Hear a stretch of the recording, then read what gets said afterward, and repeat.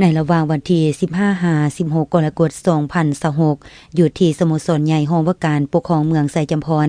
คณะภาคองค์การปกครองแขวงบุรีรัมย์ไซนำโดยทานโสนธนูธรรมวงศ์กรรมการศูนย์กลางภาคเลขาภาคแขวงประธานสภาประชาชนแขวงพร้อมด้วยคณะบริหารงานภาคแขวงครอบครัวตระกูลโลวันไซตลอดหอดบรรดาพนักงานราชการภายในเมืองได้มีจิตใจเลื่อมใสศรัทธาทางด้านพุทธศาสนาพร้อมกันสร้างตั้งกองบุญขึ้นจำนวน7กองเพื่ออุทิศหาดวงวิญญาณของทานศรีสมพรโลวันไซอดีตกรรมการกรมการเมืองศูนย์กลางภาคสมัยที่2ที่3และที่4ติดพันกับการเฉลิมฉลองวันคล้ายวันเกิดของทานศรีสมพรโลวันไซ7กรกฎาคมครบรอบ110 ปีโดยได้รับความเมตตาเข้าร่วมพิธีอันมีความหมายความสำคัญดังกล่าวของพระอาจารย์วังพรหมวงศ์รองประธานองค์การพุทธศาสนาสัมพันธ์แขวงบุรีรัมย์ไซท่านกองแก้วใส่สงครามกรรมการศูนย์กลางภาครองประธานสภาแห่งชาติมีบรรดาสหายคณะบริหารงานภาคแขวงเมืององค์การปกครองบ้านพ่อแม่ประชาชนภายในเมืองต่างเมืองต่างแขวงเข้าร่วมเป็นจำนวนหลวงหลาย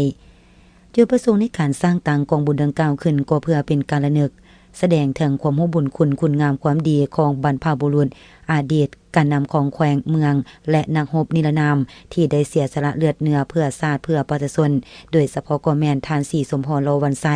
ซึ่งทานแม่นการนำของแขวงบุรีรัมย์ไซรุ่นทำอิฐทานแม่นอดีตกรรมการกรมการเมืองศูนย์กลาง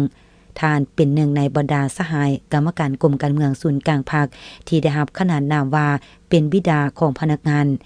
นอกจากนั้นเป็นการสืบสานอนุรักษ์รักษาวัฒนธรรมฮีตของประเพณีดีงามของศาสตร์ของท้องถิ่นที่คนลาวชาวพุทธได้ปฏิบัติกันมาให้ยืนยงพร้อมทั้งเป็นการเต้าโฮมความสามัคคีของพนักงานการนำตลอดหอดพนักงานราชการและองค์การปกครองบ้านพ่อแม่ประชาชนภายในเมืองให้มีความแน่นแฟ้นยิ่งขึ้นกว่าเก่า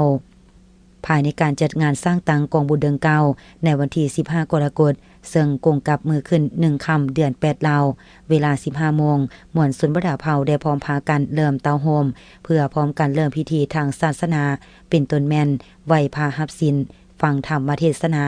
คารวะรับพร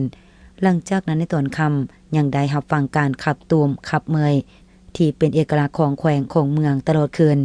หลังจากนั้นในตอนเช้าของมื้อต่อมายังได้มีพิธีตักบาตรเพื่อถวายกองอัฐะต้นกะละพึกษ์และเครื่องสังฆทานต่างๆของออกตนญาติโยมแด่พระสงฆ์จำนวน13องค์พร้อมเดียวกันนี้ในการจัดงานกองบุญเดือนเก่าได้มีบรรดาออกตนญาติโยมร่วมมอบวัตถุปัจจัยสมทบทุนฮอนร่วมอนุโมทนาทานเข้าในการก่อสร้างวัดวาอารามภายในเมืองเป็นจำนวนหลวงหลาย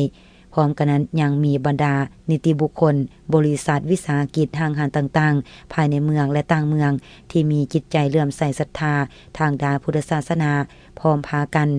สร้างตังโฮงทานข้าวเปียกน้ำดื่มอาหารหวานข้าวต่างๆเพื่อให้บรรดาผู้เข้าร่วมภายในงานได้รับประทานกินดื่มตามอัธยาศัยตื่มอีก